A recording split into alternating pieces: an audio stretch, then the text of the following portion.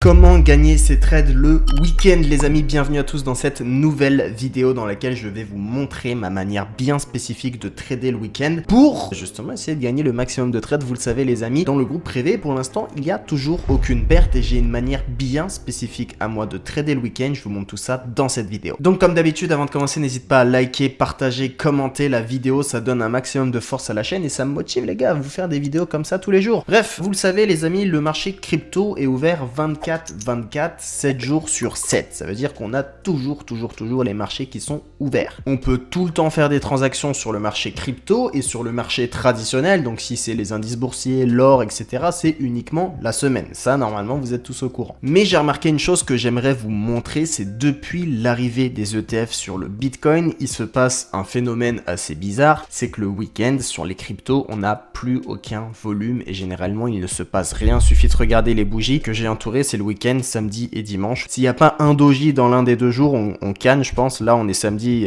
putain de doji. Là, doji, pareil. Là, il se passe rien, aucune volatilité. Là, pareil, on a un doji, aucune volatilité, doji. Donc voilà, le week-end sur le Bitcoin, même sur Ethereum, hein, généralement, vous allez voir que c'est vraiment les jours les plus mous. Aucune volatilité. Regardez, hein, toujours un doji qui se cale quelque part le samedi d'ailleurs. Donc voilà, c'est très rare qu'on ait du mouvement. Là, vous voyez, on a une petite volatilité. On a 3% de volatilité ici. C'est hyper rare. Sinon, généralement, le week-end, c'est ça. Voilà, ça ressemble vraiment à ça. Double doji, volatilité maximum de 0,45%. Généralement, c'est très plat et il se passe rien depuis l'arrivée des ETF. Mais alors, pourquoi? Alors, je vais essayer de vous expliquer. C'est assez compliqué. Je vais essayer de prendre des mots assez simples. Nous, on est entre guillemets les petits particuliers. Dites-vous que dans ce grand bain qui est les crypto-monnaies, on est vraiment des petits poissons. On est là, on trade sur BitGet, on est content. On peut acheter en levier, mais on peut aussi faire de la vente à découverte, c'est-à-dire short le marché, parier que ça monte ou parier que ça baisse. Ça, c'est nos options. Les ETF et les grosses institutions du coup comme BlackRock, quand ils achètent du Bitcoin pour les ETF, ils vont l'acheter sur Coinbase Prime. Eux, pareil, ils peuvent soit acheter, soit vendre. Mais pour Coinbase Prime, c'est assez complexe. En gros, si vous voulez, toute la journée, il y a des opérations qui se font sur le CME. Le CME, c'est le Chicago Mercantile Exchange. C'est en gros, si vous voulez, la plateforme Futures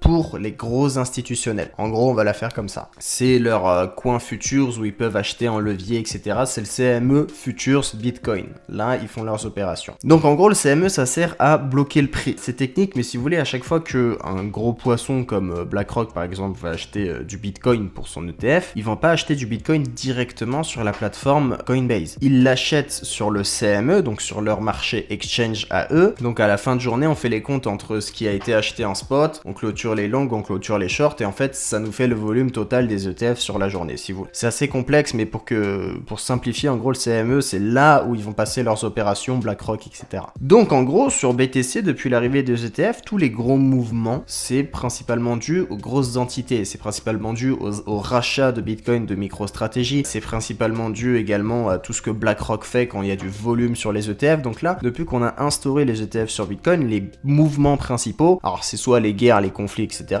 soit ça va être MicroStrategy, BlackRock, enfin bref, les grosses entités qui vont gérer les ETF principalement ou acheter du Bitcoin en masse. Donc, vous avez bien compris que ces grosses entités-là, étant donné que c'est des institutions, ils vont trader uniquement la semaine, ok? Parce que la plateforme sur laquelle ils vont passer, donc le CME, sur lequel ils vont trader, si vous voulez, le Bitcoin, le CME, il est ouvert que la semaine. Donc, en fait, ces mouvements-là sur Bitcoin arrivent la semaine, et c'est ce qui explique notamment que le week-end, on est tout raplapla, parce qu'il n'y a pas de mouvement, parce qu'il se passe rien, parce que forcément, c'est fermé le week-end pour les institutions. Donc, là où je veux en venir, et là où la stratégie se profile, les amis, c'est toujours avec cet aspect psychologique dont je vous parle souvent dans mes vidéos, c'est que quand on a, entre guillemets, une bonne semaine sur le Bitcoin, donc que le Bitcoin a soit été haussier, soit juste bien tenu, c'est maintenu, ou du moins n'a pas craché, quand on a une bonne semaine sur Bitcoin, généralement, ça profite le week-end aux altcoins. Partez du principe que quand la semaine a été bonne pour Bitcoin, ça veut dire que les institutionnels ont fait leur taf, et les petits joueurs comme nous, on va se dire, ok,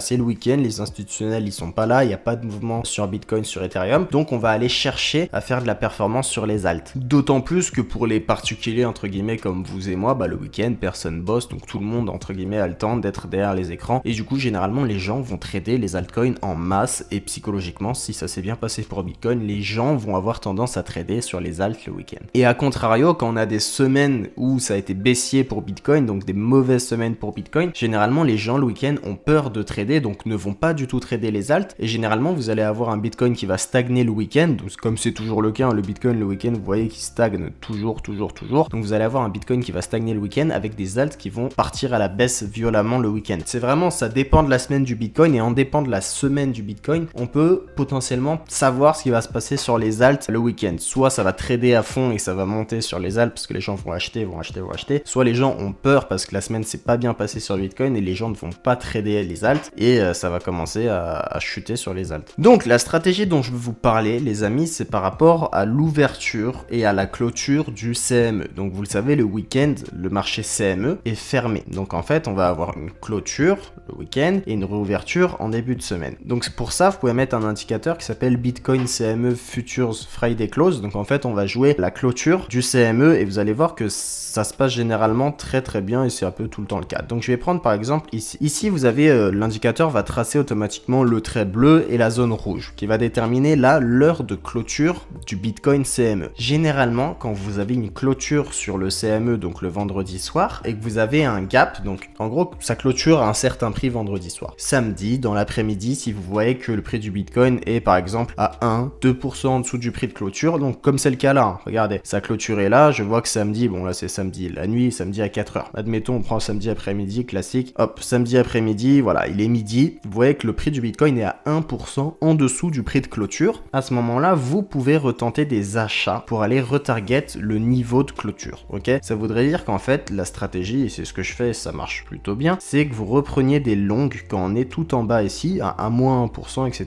Vous pouvez prendre des longues pour aller cibler en take profit le prix de clôture du CME. Donc ça, c'est des trades qui marchent plutôt bien et vous allez voir que c'est plus ou moins sur 8K sur 10, c'est des trucs qui fonctionnent, ok? Là, pareil, on avait le prix de clôture, vous le voyez, il est en bleu. Là, j'avais un Bitcoin, par exemple, samedi après-midi. Vous voyez que j'ai un Bitcoin qui est 1,50% en dessous du prix de clôture. Vous pouvez tenter des longues, ok? Là, pareil, le long est pas rentré à quelques points près, mais dans la logique là, c'est parce que je suis sur Bitstamp. Je pense que si vous mettez sur BitGet, le graphique BitGet, je pense que les mèches viennent toucher pile poil le prix de clôture. Donc généralement, ça marche plutôt bien et vous pouvez aller voir, vous pouvez aller backtest ici samedi après-midi, voilà, samedi 18h, vous voyez qu'on est à moins 2% en dessous du prix. Vous voyez, à chaque fois, on vient refaire des touchettes. Et en fait, c'est un truc qui marche plutôt bien. Vous pouvez toujours, dès que vous voyez le Bitcoin à 1-2% en dessous du prix de clôture du vendredi soir, à chaque fois qu'on est là, bah, vous pouvez tenter de racheter pour aller taper en haut. Donc en trade de futur, ça marche plutôt bien. Attention, je vous dis que ça marche 8K sur 10, n'allez pas vous griller. Pourquoi? Parce que des fois, vous allez avoir un gap de rupture. Donc là, vous voyez les 2% en dessous du prix de clôture, je peux tenter mon long. Mais des fois, vous allez être beaucoup trop bas, genre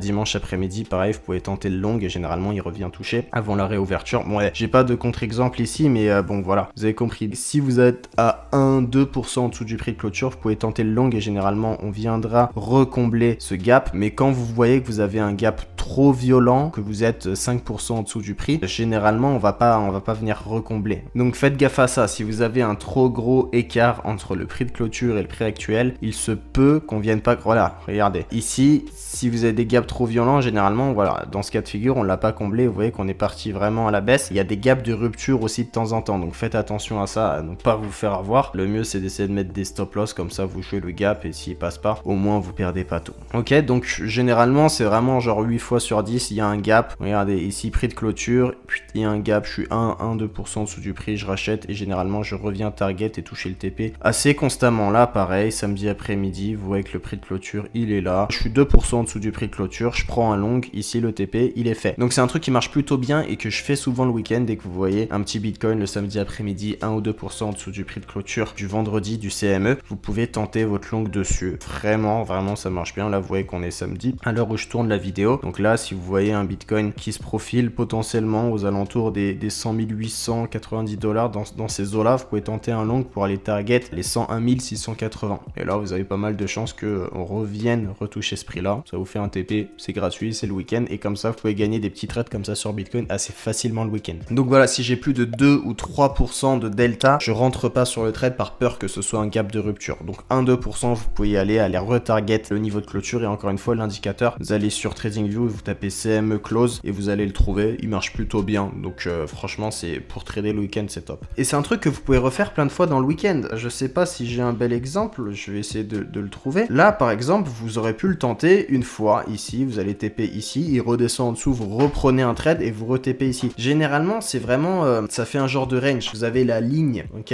de votre prix de clôture, on est en dessous, et dès qu'on est en dessous, vous pouvez acheter, boum, ça TP. Si on redescend, vous rachetez, boum, ça TP, vous rachetez. En fait, ça fonctionne vraiment bien. On vient souvent retaper ce niveau-là, rebaisser, etc. Donc, franchement, le week-end, c'est ce genre de trade que vous pouvez vous mettre sous la dent et qui marche plutôt bien. Donc, voilà ce que je fais le week-end. Et encore une fois, tous ces trades-là, les amis, je vais les partager de toute façon sur mon groupe privé. Le groupe privé, il est là. On est déjà plus de 540, 539 en seulement un mois. Ça fait un mois que j'ai créé ce groupe privé. Encore une fois, pour le rejoindre, vous avez accès à ce Telegram que je suis en train de vous montrer là. Ce Telegram, il est directement dans la description de la vidéo. Donc, vous rejoignez ce Telegram, les amis, vous regardez les messages épinglés. Et dans les messages épinglés, je vous ai mis comment rejoindre le fameux groupe privé. Vous avez juste à vous inscrire sur BitGet avec le lien partenaire qui est justement soit dans la description de la vidéo directement, soit que vous retrouverez sur le Telegram. Dès que vous rejoignez, vous faites votre dépôt. Dès que vous êtes prêt à trader, vous me textez juste ici. Ici, vous m'envoyez directement un message en me disant j'ai créé mon compte, je suis prêt. Et à partir de là, moi, je vous rajoute manuellement sur ce fameux groupe privé. On est déjà plus de 540 en seulement un mois. Donc, merci à tous pour la force, les amis. C'est là-bas que je vais partager tous mes trades, toutes mes positions, etc.